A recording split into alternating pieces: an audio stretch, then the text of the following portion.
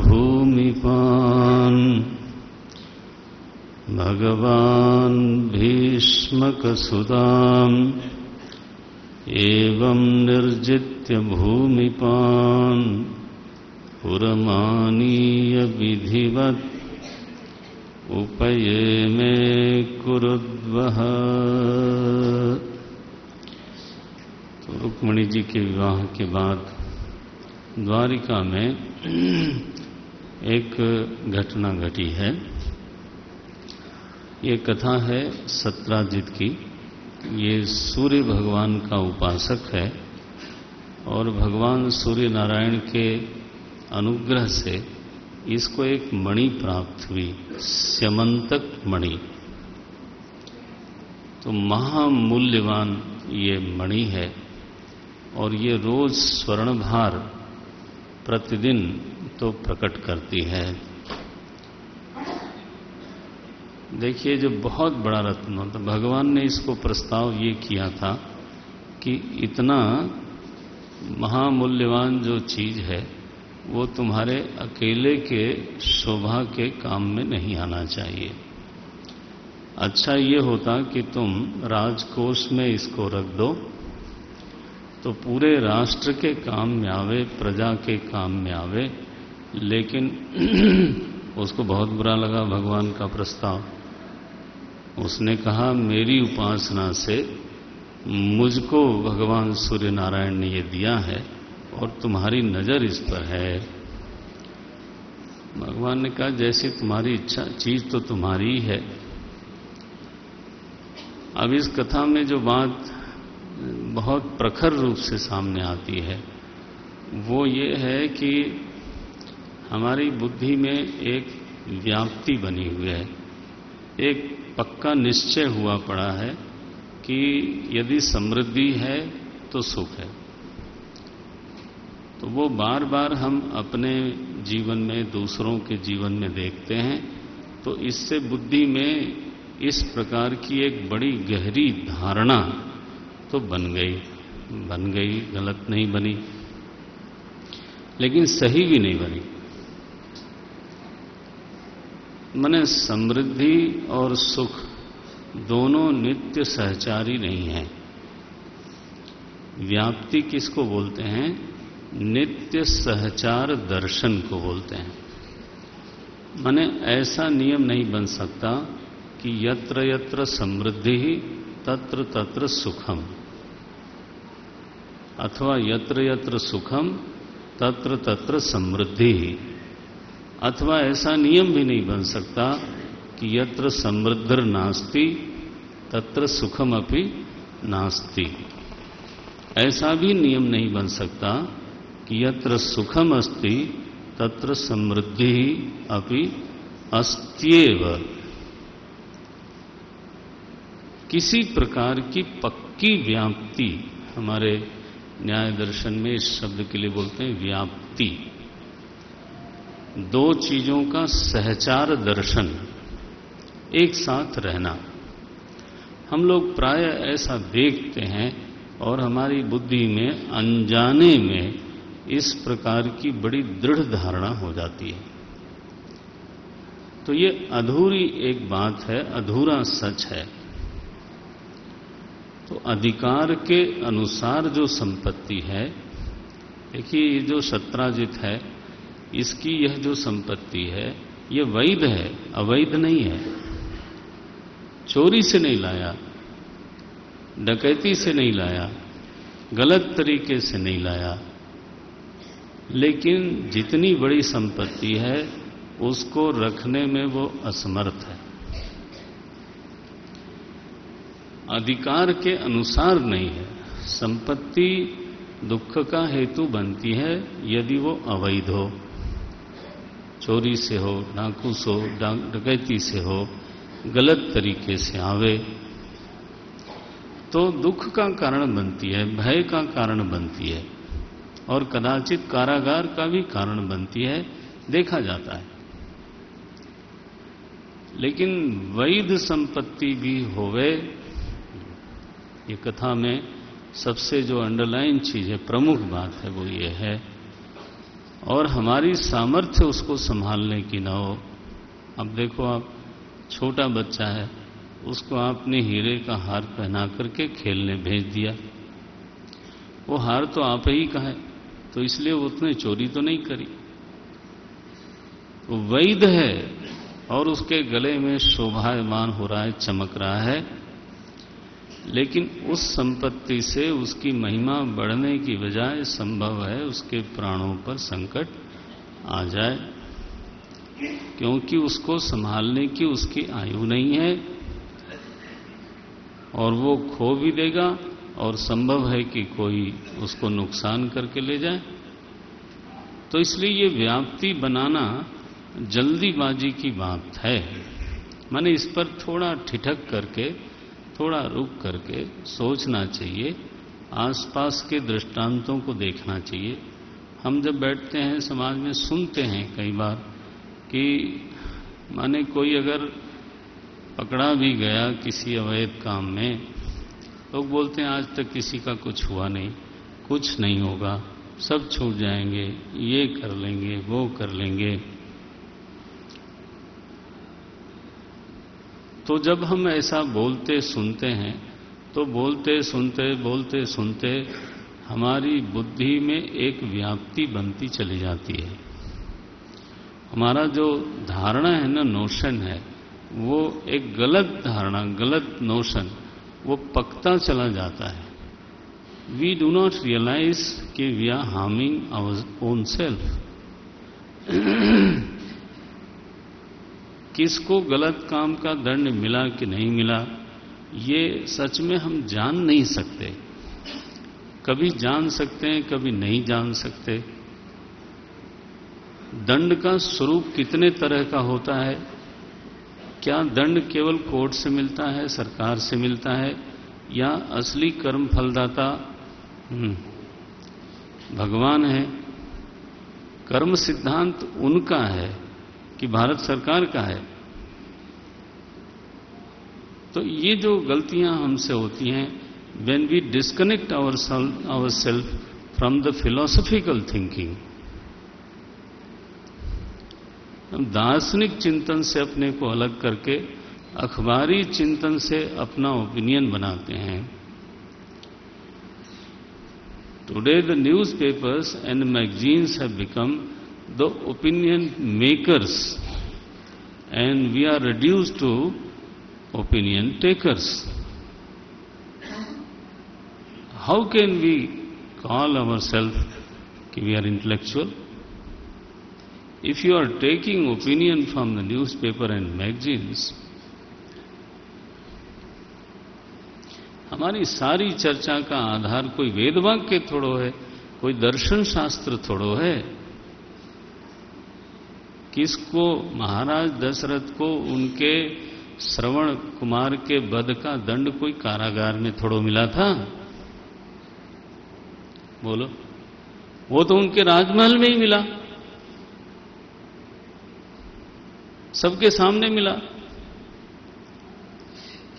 अवश्यमेव भोक्तव्यम कृतम कर्म शुभाशुभम। सिद्धांत जो बनाया जाता है जीवन का, वो गाइडिंग फैक्टर है and it should not be incorrect.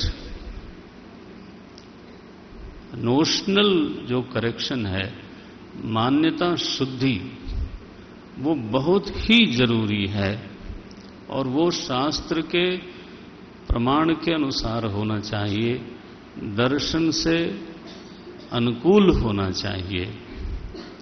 बिल्कुल सतही सामाजिक चिंतन के आधार पर अपनी मान्यताएं, sometime we are influenced by seeing others, वो ऐसा कर रहे हैं इसलिए हम भी, और चलो जी, अब हु इज गाइडिंग हुम?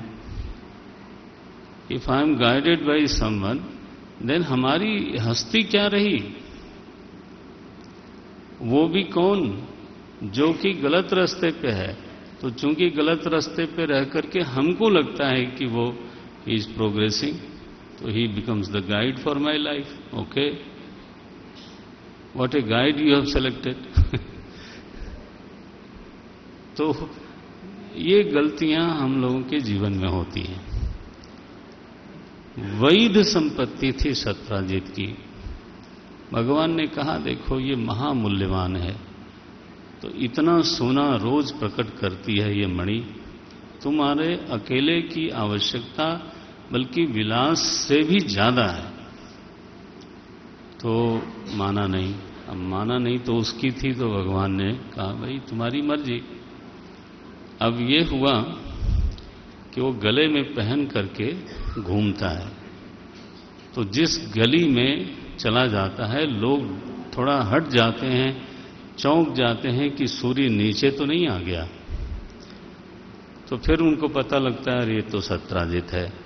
ऐसा शौक चल रहा है महाराज इस मणि का कि प्रसेनजीत इसके भाई हैं, तो वो गले में मणि पहन करके शिकार खेलने जाते हैं। शाबाश, जादू तो वही जो सिर चढ़ के बोले।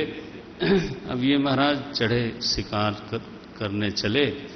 अब आंखें, उधर शेर था कहीं बैठा हुआ चुपचाप, उसकी आंखें चुंधिया गईं और उसने जो झपट्टा मारा, इनका घोड़ा स्वाहा और प्रसेनजीत भी स्वाहा। तो मणि ने इतना भला तो कर दिया। भाई साहब गए, जामवन जी की गुफा वहीं कहीं पास थी, देखा बड़ी चमकदार चीज है, उठा करके ले गए अपनी गुफा में और अपनी कन्या है उनकी जाम्बवती जी, तो उनको खेलने के लिए दे दिया। अब इधर जब प्रसेनजीत लौटा नहीं तो भगवान ने प्रस्ताव किया था। कभी कभी अच्छे प्रस्ताव में भी नतीजा अजीब सा निकल आता है, संतोष रखना चाहिए। भगवान के साथ भी ऐसा हुआ। अब ये कलंक लगा, सत्राजित लोगों से कहता फिरता था कि कृष्ण की नजर मेरी मणि पर थी। लोग कहते हैं उसने चतुर्थी का चंद्रमा देखा था इसलिए कलंक लगा। संभव है ऐसा भी हुआ हो, लेकिन ये मानवीय प्रकृति भी है। उन्होंने ही प्रस्ताव किया था, किसी और ने तो किया नहीं था। तो उन्होंने कहा ये कृष्ण की नजर थी, पहले भी मुझसे बोल रहा था ये। अब देखो मेरा भाई को लगता है इसने मरवा दिया और मणि जो है लूट ली। भगवान ने कहा अच्छा है, बैठे बिठाए मेरे ऊपर कलंक लगा दिया।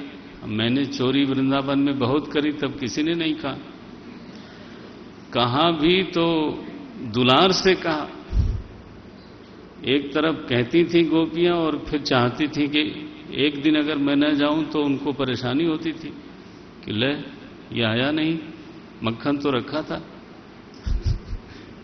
तो इतनी चोरी की तब तो कुछ हुआ नहीं, और यहां नहीं की तो मेरे ऊपर कलंक लगा दिया। भगवान को लगा कि कलंक तो धोना चाहिए। तो भगवान खोजने के लिए गए वन में, तो दूर से चलते चलते देखा किसी गुफा से प्रकाश आ रहा है। बोले हो न हो यहीं पर होगा वो। अंदर घुसे तो जामवन जी की गुफा थी महाराज। अब पता नहीं त्रेता के जो वानर है ना, वो द्वापर में कुछ बदले बदले से जनाब नजर आते हैं। ये जामवंत जी महाराज भगवान को पहचाने नहीं, महीने भर लड़ते रहे उनसे, और जब पूरा कस निकल गया उनका, टूटने लगे, तो बोले कौन हो भाई तुम? बोले पहले ही पूछ लेना चाहिए था ना, इतना समय खराब किया है। तब बोले अरे प्रभु आप हो। मैं सोच रहा था कि आपके अलावा मेरे सामने कौन टिक सकता है। त्रेता में याद है आपको, जब आप सब लोग बेहोश थे, मेघनाथ ने माया से नागपाश से सबको बांध रखा था, मुझे छोड़ दिया उसने बूढ़ा समझ करके। बूढ़ जान सट छाने से छाने तो ही, तो बुढ़ऊ समझ के छोड़ दिया था। और आया ललकारते हुए, तो मैंने उसको पकड़ लिया और उसका सिर घुमा, पैर पकड़ के घुमाया और सीधे उसके घर के दरवाजे फेंका था मैंने। तो मेरे सामने तो मेघनाथ की चलती नहीं। मैं सोच रहा था जरूर कोई विशेष है, बहुत गलती हो गई, क्षमस्व क्षमस्व, ऐसा कहा है जामवन जी ने। और मणि समर्पित करी। बोले प्रभु ये हमारी कन्या है जाम्बवती, कन्या रत्न है, इसको भी आप स्वीकार करो। तो इस प्रकार से भगवान का दूसरा विवाह हुआ। जाम्बवती जी को लेकर के वो पहुंचे हैं द्वारिका में। मणि दिया सत्राजित को, भैया तू रख और झंझट मत कर, जाके देख वहां तेरा घोड़ा मरा हुआ, तेरा भाई का कंकाल है, श्राद्ध संस्कार करो। नारायण सत्राजित बहुत लज्जित हुआ कि देखो बेकार में मैंने भगवान को ऐसा कहा। तो अब लज्जा को निवारण करना गिल्ट हो गया ना। तो उनकी कन्या थी परम सुंदरी माता सत्यभामा जी, उनका विवाह उसने भगवान के साथ किया। तो सत्यभामा जी के साथ भी विवाह हुआ। तो ये दूसरी पत्नी हुई। हुआ ये कि जो शतधन्वा है ना, एक यदुवंशी सामंत है, वो अभिलाषा रखता था कि सत्यभामा से हमारा विवाह होगा। महाराज वो बहुत जला। बोले बताओ, सत्राजित जानता था इस बात को, लेकिन उसने विवाह श्री कृष्ण से कर दिया, ये बहुत गलत बात है। कृतवर्मा और अक्रूर जी उसके पास गए। बोले भैया ऐसा करते हैं, भगवान गए हैं हस्तिनापुर, हम लोग मणि क्यों न ले लें? तुम भी तो इस बात को लेकर परेशान ही हो। अक्रूर कृत वर्माणो मणि कस्मान न गृह्यते, हम लोग मणि क्यों न ले लें? सतधन्वा ने कहा बिल्कुल ठीक है, इसने हमारे साथ धोखा किया था और आज ईर्ष्या बड़ी खराब चीज है। ओहो, तो अपना हृदय जलाती है, गड़बड़ कराती है। तो इन लोगों ने सत्राजित को मार डाला और मणि सच में चोरी हुई। ये तीनों अपना ले गए मणि को। संभालने लायक संपत्ति नहीं थी, इन लोगों के बस की बात नहीं थी। तो दोनों भाई तो मरे। क्या बढ़िया धन का आनंद है। प्रसेन जीत गए, सत्रा जीत गए। बदनामी ऊपर से हुई, भगवान की भी बदनामी हो गई। बताओ। अच्छा इसके बाद जब भगवान आए तो सत्यभामा इतनी दुखी थी, रोती रोती। उन्होंने कहा बिल्कुल मैं तब तक शांत नहीं हो सकती जब तक ये शतधन्वा मारा न जाए। भगवान उसके पीछे दौड़े और चक्रेण सिर उत्कृत्य वाससो व्यचिनोन्मणि, मणि छीन लिया उससे। महाराज इन्होंने सुना शतधनोर्वधम, देखा कि भगवान ने तो शतधन्वा का वध कर दिया, तो हम भी इसमें शामिल थे, ये बात उनसे छिपी नहीं रहेगी। तो अक्रूर जैसा भक्त याद रहे, यही लेके आया था वो वृंदावन धाम से मथुरा लेके आने वाले। तो अक्रूर जी थे, भक्त थे महाराज, नियत बिगड़ गई। धन चीज ऐसी, संपत्ति महामूल्यवान, नियत बिगड़ गई उनकी। तो इन्होंने देश छोड़ दिया। देखो भगवान को भी छोड़ा ना, देश छोड़ दिया। अब बड़ी समस्या हुई। अक्रूर जी के जाने से द्वारिका में अकाल पड़ने लगा, वर्षा न हो। लोगों ने कहा अक्रूर जी को बुलवाइए। तो अक्रूर जी को बुलाया भगवान ने, किसी तरह से पता लगा, बुलाया गया। तो अक्रूर जी जैसे भक्त का माने थोड़ा भ्रष्ट होना, नगर से पलायन करना, क्या क्या दुर्घटनाएं घटी हैं। फिर भगवान उनको बुला के ले आते हैं, उनको एकांत में बैठाया। बोले चाचा जी, चाचा जी। अब वो तो शर्माए हुए थे बेचारे। बोले बात ऐसी है, हमको मालूम है कि वो मणि आप ही के पास है। तुक्का मारा महाराज, बिल्कुल ये अंधेरे में। शमंत को मणि श्रीमान विदतः पूर्वमेव न मैंने पहले से ही जानता हूं ये मणि आपके ही पास है, लेकिन समस्या ये है कि आप हमको दिखा दो। रख लेना आप, लेकिन दिखा दो। क्यों दिखा दो जब आपको मालूम है? बोले नहीं, हमको तो मालूम है, लेकिन हमारे भाई साहब जो है ना, उनको तब तक संतोष नहीं होगा। किंतु माम अग्रज सम्यक न प्रत्येति मणिम प्रति, मेरे बड़े भाई साहब बहुत रुष्ट हैं और उनको विश्वास नहीं है, इसलिए दर्शयस्व महाभाग, 39 श्लोक है, दर्शयस्व महाभाग बंधु नाम शांतिम आवह। हे महाभाग, अपने स्वजनों में शांति का विस्तार करो। आप दो नहीं, दे दो, दिखा दो हमको। महाराज कहते हैं ये कि जो इस प्रसंग को पाठ करेगा उसके ऊपर यदि कोई गलत कलंक लगा है तो वो छूट जाएगा। ये 57वां अध्याय है, तो शायद कभी आप उसका अनुष्ठान करें। ये 57 कहना, हाँ, 57 एंड 58, 56 एंड 57, ये 2 अध्याय हैं। तो इस तरह से 17 जित के का प्रसंग है, मणि का प्रसंग है। इस प्रसंग में भगवान के 2 विवाह हुए और भगवान के कुल 8 विवाह हुए। ये 8 पट्टरानियां हैं। उनका नाम है, रुक्मिणी जी का आपने देखा, सत्यभामा, जाम्बवती, सत्या, भद्रा, कालिंदी, लक्ष्मणा, मित्रवृंदा। इस तरह से ये 8 भगवान की पत्नियां हैं। किसका कैसे विवाह हुआ, यदि आपको कभी विस्तार से जानना हो तो 10वें स्कंद का 83वां अध्याय है, जिसमें इसका एक ही साथ 8 विवाहों का प्रकरण है। 83, चैप्टर 83 में उसका विस्तार है। तो महाराज इस तरह से विवाह होते गए और विवाह के जरिए राजाओं का जो दमन है वो होता रहा।